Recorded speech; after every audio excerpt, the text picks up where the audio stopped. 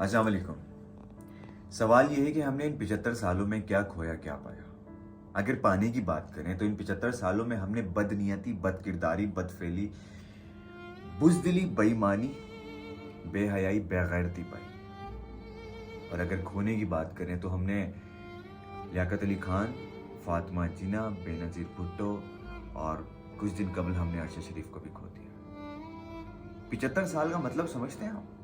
75 साल, एक नौमौलूद बच्चा, उसका लड़कपन, उसका जवानी, उसका बुढ़ापा, ये होते हैं 75 साल। इन 75 सालों में मॉडर्न स्ट्रक्चर तो बहुत दूर की बात, हम अपनी बेसिक नेसेसिटी, बिजली, पानी, गैस, सेहत का निज़ाम, तालीमी निज़ाम, ये भी बहुत दूर की बात, हम अपनी अदलिया का निज़ाम तक ठीक ना कर पाए। पहले की कौमें जो तबाह हुई और इसी बिना पर तबाह हुई कि क्योंकि उनका अदलिया का निज़ाम ठीक नहीं हुआ करता। पाकिस्तान की सूरत हाल भी कुछ इसी तर्ज पर चल रही है। अब खामोश नहीं बैठेंगे। क्या मेरा पाकिस्तान से मोहब्बत करना जुर्म है? और क्या मेरे पाकिस्तानियों का खून इतना सस्ता है कि उसको कीनिया जैसा करप्ट मुल्क का फरसूदा निज़ाम गलती से मार देता है और मेरा मुल्क फरामोश, खामोश, चुप लगाए बैठा है? और अगर गलती से मरा भी, अरशद शरीफ को मारा भी गया गलती से, तो क्या फायदा ऐसी एटमी जौहरी ताकत होने का जो मेरे भाइयों की जान तक को महफूज ना रख सके? क्या इस वतन से मोहब्बत मेरा जुल्म है?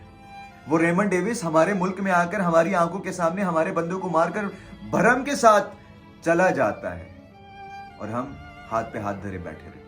आपको याद होगा कुछ दिन कबल अफगानिस्तान के एक क्रिकेटर से थोड़ी सी तल कलामी पर पूरे अफगानिस्तान ने हमारे ऊपर गालियों के निश्तर निशावर करना शुरू कर दिया। क्या हम इतने सस्ते हैं? हमारा खून इतना सस्ता है कि हम बात बात पे IMF के सामने, बात बात पे चाइना के सामने कशकोल हाथ में लिए सिर्फ भीख मांगते नजर आते हैं? हमारी खुददारी खत्म कर दी गई है। और क्या कमाल मीडिया है हमारा, सिर्फ नेगेटिविटी दिखाता है, सिर्फ नेगेटिविटी। हर किसी को TRP से मतलब हुआ है। 75 साल, इन 75 सालों में हमारा थिंक टैंक बाहर जाने पर, मैं आपको बताता हूं, इस पिछले ये जो 6 महीने गुजरे, 3 महीने का एक रेशो है कि 6,60,000 के करीब हमारा थिंक टैंक, हमारे नौजवान जो मेरे साथ पढ़ते थे, उनमें से 70% लोग बाहर मुल्क जाकर गुलामी की नौकरी करने पर मजबूर हैं। वजह क्या? वजह सिर्फ ये है कि हम उनके लिए रिसोर्सेज नहीं पैदा कर पाए। हमने सिर्फ खोया है इन 75 सालों में, और बड़ी बेदर्दी से खोया है। और मैं उम्मीद करता हूं कि अल्लाह पाक मेरे इस मुल्क को कोई ऐसा सियासतदान दे, कोई ऐसा अदलिया का निज़ाम दे, कोई ऐसे लोग दे जो इस मुल्क की बेहतरी के बारे में सोचें, जो हम नौजवानों की बेहतरी के बारे में सोचें। मुझे अच्छा नहीं लग रहा कि मैं इस तरीके से जज्बाती होकर अपने ये अल्फाज आप लोगों के सामने रख रहा हूं, पर ये मेरी नहीं, ये पूरी कौम की यही हालत है। हर कोई, या तो चीफ ऑफ आर्मी स्टाफ का मसला हो या सियासी मसला हो, अरे भाई हम अपने नौजवानों को जाया कर रहे हैं। नौजवान किसी भी कौम का सरमाया होते हैं। हमारे नौजवानों को उनके हुकूक के बारे में नहीं पढ़ाया जाता। क्यों नहीं पढ़ाया जाता? वजह सिर्फ ये कि वो अपने हुकूक मांगने लगेगा। पाकिस्तान अब तो बहुत थोड़ा सा रह गया है। जब 1947 में आज़ाद हुआ था तो बांग्लादेश भी साथ था और 7 करोड़ की आबादी का पाकिस्तान था। अब तो हम बहुत थोड़े से रह गए, उसमें भी हम अपनी बुनियादी ज़रूरियात को पूरा नहीं कर पा रहे। खुदारा जागें, होश के नाखून लें।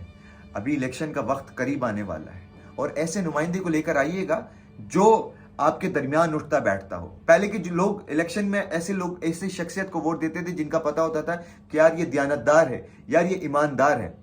बट अब अनफॉर्चुनेटली ऐसा हो गया है कि जिसके पास ज्यादा पावर है, सबसे ज्यादा सीटें उसकी होती हैं। मैं सिर्फ आखिर में ये कहना चाहूंगा, पाकिस्तान की खैर होवे, पाकिस्तान जिंदाबाद।